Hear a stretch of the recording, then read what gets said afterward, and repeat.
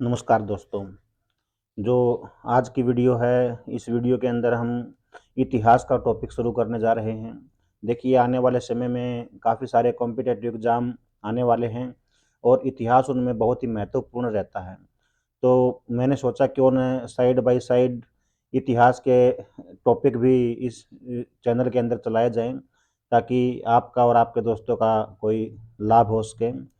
तो जो ये वीडियो है, ये नोट्स पर आधारित है। मैंने बहुत ही मेहनत करके इतिहास के नोट्स तैयार किए हैं और इनको अगर आप क्रमबद्ध तरीके से पढ़ेंगे और याद करेंगे, तो मैं आपको गारंटी देता हूँ कि इतिहास में कोई भी ऐसा क्वेश्चन नहीं होगा जो कॉम्पिटिटिव एग्ज़ाम में आए और आपका पढ़ा हुआ ना हो। तो एसएससी, सीजीएल लेवल तक की तैयारी आपकी यहाँ से हो जाएगी। तो इतनी तैयारी हो जाती है तो आप ये मान सकते हैं कि जो छोटे एग्ज़ाम हैं, तो उनकी तैयारी तो यहाँ से आपकी आसानी से हो ही जाएगी। तो शुरुआत करते हैं। देखिए, जब हम इतिहास की शुरुआत करने जाते हैं और इतिहास को पढ़ते हैं, तो सबसे पहला टॉपिक हमारे सामने आता है कि इतिहास होता क्या है? इतिहास क्या है? तो इतिहास की अगर एक हम अच्छी सी डेफिनेशन दें तो आपके सामने है कि प्राचीन काल की क्रमबद्ध घटनाओं का विवरण इतिहास कहलाता है। देखिए, जो इतिहास है, मैंने क्या बोला? प्राचीन काल की क्रमबद्ध घटनाएँ। क्रमबद्ध क्यों बोला? क्योंकि हमारे जीवन में कोई भी घटना घटित होती हैं, तो वो स्टेप बाय स्टेप ही घटित होती हैं। और अगर हम इतिहास को जानने की कोशिश करते हैं, तो वो भी हम उसको स्टेप बाय स्टेप ही जानेंगे। आज 2023 वाला साल लगने को है, तो उससे पहले 22 था, 22 की घटनाएँ, उससे पहले 21, उससे पहले 20। तो इस प्रकार से जो घटनाएँ हैं, वो लगातार क्रमबद्ध घटती रही हैं। तो इसीलिए बोला गया है कि प्राचीन काल की क्रमबद्ध घटनाओं का विवरण क्या कहलाता है? इतिहास कहलाता है। तो उसके बाद नेक्स्ट आता है हमारा इतिहास को जानने के सोर्स। वे कौन से सोर्सेज हैं जिनके द्वारा हम इतिहास को जान सकते हैं? तो यहाँ हम बात कर रहे हैं भारतीय इतिहास की। तो भारतीय इतिहास को जानने के स्रोत, इनको हम 3 भागों में बाँटते हैं। जो भारतीय इतिहास को जानने के स्रोत हैं, उनको 3 भागों में डिवाइड किया जाता है। सबसे पहला है पुरातात्विक स्रोत, उसके बाद आता है हमारा धार्मिक स्रोत, उसके बाद आता है विदेशियों का विवरण। पूरा, पूरा क्या होता है? पूरा का अर्थ होता है प्राचीन। तत्व, तत्व का मतलब ऑब्जेक्ट। तो इसका अर्थ क्या हुआ? भी पुराने समय के, प्राचीन काल के जो भी तत्व हमें प्राप्त हुए, जो भी ऑब्जेक्ट्स हमें प्राप्त हुए, या फिर जो भी वस्तुएं, ऐसी कोई भी सॉलिड वस्तु जिसको हम छू सकते हैं, देख सकते हैं, हमें प्राप्त हुई, उससे हमें अपने इतिहास की जानकारी प्राप्त होती है। धार्मिक स्रोत, धार्मिक स्रोत के अंतर्गत क्या आ जाएगा? धर्म से जुड़े हुए जितने भी ग्रंथ हैं और उन ग्रंथों के अंदर बहुत सारी बातें लिखी हुई हैं, उनसे भी हमें अपने इतिहास की जानकारी प्राप्त होती है। देखिए, जो भारत देश है, इस देश के अंदर सबसे पुराने धर्मों का उल्लेख मिलता है। जो संसार का सबसे पुराना धर्म है, वो है सनातन धर्म, वो यहीं था, ठीक है? सनातन धर्म, वैदिक धर्म, उसी के अंदर से निकले हैं सारे वैदिक धर्म, हिंदू धर्म, जितने भी है ये, जैनिज्म, बुद्धिज्म, सारे के सारे धर्म वहीं से निकले हैं। तो उनके जो ग्रंथ हमें प्राप्त हुए हैं, उनसे भी हमें अपने इतिहास की जानकारी प्राप्त होती है। इसके बाद हम बात करते हैं विदेशियों का विवरण। देखिए, प्राचीन काल से ही भारत जो है वो सोने की चिड़िया कहलाता था। यहाँ पर खूब धन संपदा थी। ये नहीं था कि यहाँ पर सोने की चिड़ियाएँ उड़ती थी। इसका कारण ये है कि प्राचीन काल से ही हम लोग साधन संपन्न थे। पूरा मतलब जनता जो थी वो खुश थी, पूरा का पूरा देश हमारा खुशहाल था। तो इस देश को देखने के लिए, जानने के लिए बहुत सारे विदेशी हमारे देश के अंदर आए। जिस प्रकार से अब ट्रेंड चला हुआ कि हमारे बच्चे दूसरे देशों में जाते हैं, तो एक ज़माना था जब दूसरे देशों से लोग हमारे देश के अंदर आते थे, कुछ घूमने-फिरने आते थे, कोई शिक्षा प्राप्त करने के लिए आता था, कोई यहाँ के धर्मों को समझने के लिए आता था, एक्स, वाई, जेड, जिस भी कारण से वो लोग यहाँ पर आते थे, उन लोगों ने यहाँ आकर के जो कुछ भी देखा, वो सब अपनी पुस्तकों के अंदर उन्होंने लिखा और आज जब हम उन पुस्तकों को पढ़ते हैं, तो उससे हमें अपने इतिहास की जानकारी प्राप्त होती है। तो एक-एक करके इनको देखते हैं। सबसे पहले पुरातात्विक स्रोत है, जैसे पुरातात्विक स्रोत के अंतर्गत क्या क्या आ जाएगा? अभिलेख। अभि का मतलब प्राचीन और लेख का मतलब लिखा गया। प्राचीन काल के लिखे गए लेख। देखिए, प्राचीन काल में जो लिखने की कला थी उस समय कागज का आविष्कार तो हुआ नहीं था, तो वो लोग क्या करते थे, पत्थरों के ऊपर या फिर जो ताम्र पत्र वगैरह थे उनके ऊपर लिखा करते थे, और वो लेख आज हमें प्राप्त हुए हैं, और उनको जब हम पढ़ते हैं तो उनसे हमें अपने इतिहास की जानकारी प्राप्त होती है। ठीक है, आजकल आप लोगों ने देखा होगा कि गांव के बाहर, प्रत्येक गांव के बाहर अभिलेख लगे हुए हैं, पत्थरों पर उस गांव के बारे में लिखा गया है कि यह गांव कब अस्तित्व में आया, इस गांव के महत्वपूर्ण व्यक्ति कौन हैं, इस गांव के किस व्यक्ति ने कौन सा पुरस्कार प्राप्त किया है, XYZ, इस तरह की बातें काफ़ी सारी वहाँ पर लिखी हुई मिलती हैं। तो मान लीजिए हम किसी भी गांव के बाहर उस अभिलेख को पढ़ते हैं, तो क्या उससे हमें उस गांव के बारे में जानकारी नहीं मिलेगी? मिलेगी, अवश्य मिलेगी। तो उसी प्रकार से पुराने समय के जो अभिलेख हमें प्राप्त हुए हैं, उनसे हमें उस समय की जानकारी प्राप्त होती है। उसके बाद हम बात करें सिक्के। सिक्के, मुहरें मतलब स्टाम्प वगैरह, और जो सिक्के हमें प्राचीन काल के मिले, तो उनसे भी हमें पुराने ज़माने के इतिहास की जानकारी प्राप्त होती है। कैसे? फॉर एग्जाम्पल हम बात करें, भाई हमें एक सिक्का प्राप्त हुआ, सिक्का सोने का है, तो सोच के आप लोग देख सकते हैं कि उस ज़माने में अगर सोने के सिक्के चलते थे किसी राज्य के अंदर, तो वो राज्य कैसा रहा होगा? पूरा का पूरा धनाढ्य होगा। अब हमारे यहाँ रुपया चलता है, उसकी कीमत कम है, ठीक है। बांग्लादेशी रुपये की कीमत उससे भी कम है। तो किसी देश के अंदर दिरहम चलता है, तो कहीं डॉलर चलता है, डॉलर की कीमत हमारे रुपये से ज़्यादा है। तो वैसे ही अगर सोने का सिक्का कोई देश चलाता है, तो ये कन्फर्म बात है कि वो एक धन संपदा से वैभवपूर्ण देश रहा होगा। ऐसे ही अगर किसी के अंदर भाई तांबे के सिक्के चलते हैं, तो उसका वो कैसे रहे होंगे?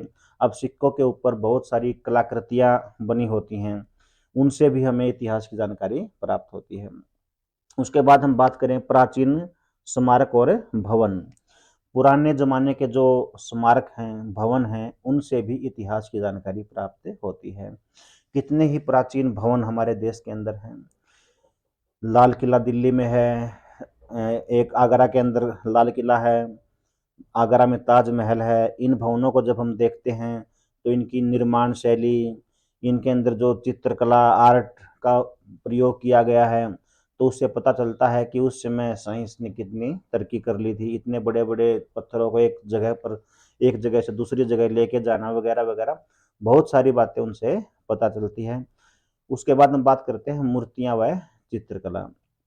जो प्राचीन मूर्तियाँ हैं और चित्रकला है, उससे भी हमें अपने इतिहास की जानकारी प्राप्त होती है।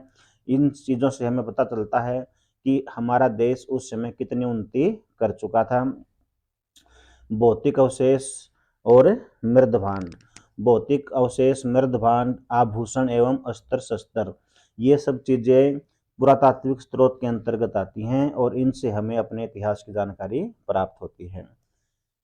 इसी प्रकार से अगर हम बात करें धार्मिक साहित्य की, धार्मिक साहित्य को हम दो भागों में बांटते हैं। कौन से? एक एक तो होता है हमारा जो ब्राह्मण साहित्य है, ठीक है। धार्मिक साहित्य को हम दो भागों में बांटेंगे। ये यहाँ पर आएगा साहित्यिक स्रोत, धार्मिक स्रोत नहीं आएगा ये यहाँ पर।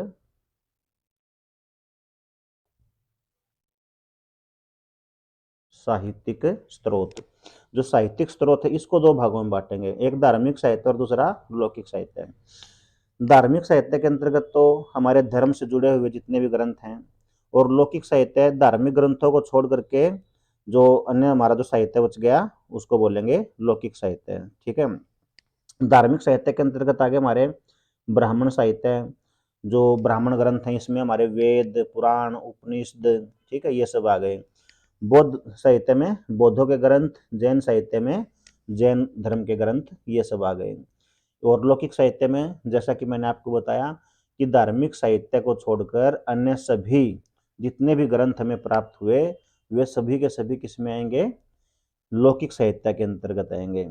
और जो विदेशियों का विवरण हम यहाँ बात करते हैं, तो जो विदेशी कौन से जैसे यूनान से आए वो यूनानी यात्री कहलाए, चीन से हवेन सांग आया था, चीनी यात्री कहलाए, अरब से आने वाले इब्न बतूता है, अल मसूदी वगैरह है, ये सब अरबी यात्री कहलाएंगे। ठीक है, तो अब हम एक एक करके इनको डिस्कस करते हैं डिटेल से।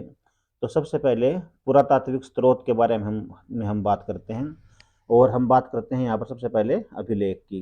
अभिलेख क्या होता है? अभिलेख के अंतर्गत शिलालेख, पत्थरों पर लिखे गए जो लेख हैं, लघु शिलालेख, छोटे लेख, स्तंभ लेख, विशाल खंभों के ऊपर लिखे गए लेख वो स्तंभ लेख कहलाएंगे। गुहा लेख, ठीक है, गुहा का अर्थ होता है गुफा, गुफाओं में लिखे हुए जो लेख हमें मिले वो क्या कहलाएंगे? गुहा लेख कहलाएंगे। उसके बाद प्रशस्ति लेख, भाई प्रशस्ति का अर्थ होता है प्रशंसा, किसी की प्रशंसा में लिखे गए लेख वो क्या कहलाते हैं? प्रशस्ति लेख कहलाते हैं। ठीक है, जैसे प्रयाग प्रशस्ति है, ये प्रशस्ति लेख। हम नेक्स्ट सर्वाधिक प्राचीन अभिलेख, ये पूछ लेगा हमें कि वही संसार के सबसे पुराने अभिलेख कौन से प्राप्त हुए हैं, कहाँ से प्राप्त हुए हैं, किसके प्राप्त हुए हैं। ठीक है, तो संसार के जो सर्वाधिक प्राचीन अभिलेख हैं वो 1400 ईसा पूर्व के बोगज कोई अभिलेख हैं। ये मध्य एशिया से प्राप्त हुए हैं। ये दारा सेकंड के समय के हैं। मध्य एशिया के अंदर कोई राजा होता था दारा सेकंड, दारा द्वितीय, तो उसने ये अभिलेख लिखवाए थे। बोगज कोई अभिलेख बोगज कोई नामक स्थान से प्राप्त हुए, तो इसलिए इनको बोगज कोई अभिलेख कहा गया है। तो आपसे पूछे भी संसार के सर्वाधिक प्राचीन अभिलेख कितने पुराने हैं, तो आप क्या बताओगे? 1400 ईसा पूर्व, यानी कि ईसा मसीह के जन्म से भी 1400 साल पहले। अगर आप ये ईस्वी क्या होता है, ईसा पूर्व क्या होता है, ये सब जानना चाहते हैं तो इसके ऊपर भी एडी और बीसी के नाम से मैंने एक वीडियो बनाई है, आप देख सकते हैं। तो आपको बड़ी डिटेल से जानकारी वहाँ पर प्राप्त होगी इन सब के बारे में। तो सर्वाधिक प्राचीन अभिलेख कितने पुराने? 1400 ईसा पूर्व के। सर्वाधिक प्राचीन अभिलेखों को क्या कहा जाता है, किस नाम से उनको जाना जाता है, तो क्या बताओगे आप?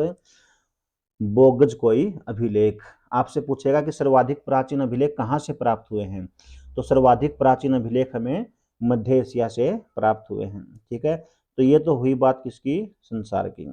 अब बात करते हैं भारत की। भारत में सर्वाधिक प्राचीन अभिलेख सम्राट अशोक के हैं, और इनको पहली बार 1837 ईस्वी में, कब? 1837 ईस्वी में किसने पढ़ा था? जेम्स प्रिंसेप्स ने पढ़ा था। सबसे पहले 1837 ईस्वी में जेम्स प्रिंसेप्स ने इन अभिलेखों को पढ़ा था। तो कुछ उदाहरण मैं अभिलेखों के आपके सामने रखता हूँ, उससे थोड़ा सा और क्लियर होगा। सबसे पहले है हाथी गुफा अभिलेख, ये मोस्ट इंपोर्टेंट है, वो ये सारे के सारे एग्जाम्स के अंदर बहुत बार पहले भी पूछे जा चुके हैं और आगे भी पूछे जाएंगे, तो आप अच्छे प्रकार से इन सबको याद कर लीजिएगा।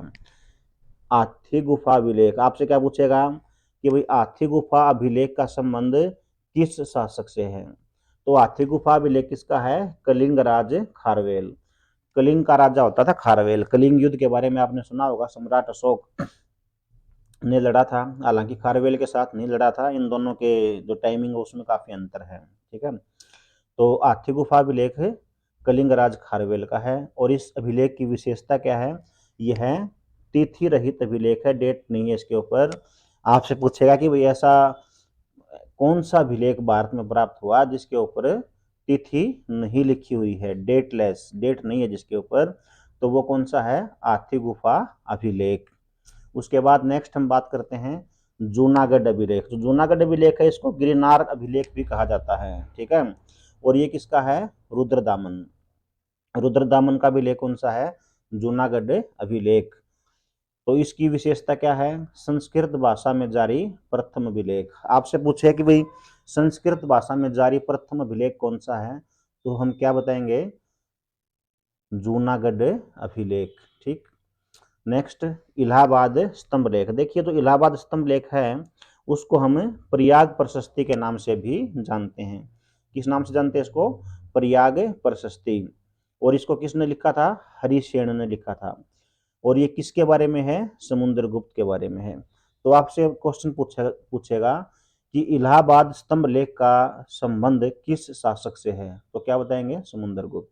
जो समुद्रगुप्त का दरबारी कवि था वो था कौन? हरिसेन। और हरिसेन ने समुद्रगुप्त के बारे में प्रशंसा की है इस अभिलेख के अंदर। तो जैसा कि मैंने आपको बोला था, प्रशस्ति का अर्थ क्या होता है? प्रशस्ति का अर्थ होता है प्रशंसा। तो इसीलिए इसको बोला गया है प्रियाग प्रशस्ति। नेक्स्ट, उसके बाद है नासिक अभिलेख। नासिक अभिलेख का संबंध किससे है? गौतमी पुत्र बलसरी से। गौतमी बलसरी भी बोल देते हैं, इसे गौतमी पुत्र बलसरी भी बोल देते हैं। गौतमी इसकी माता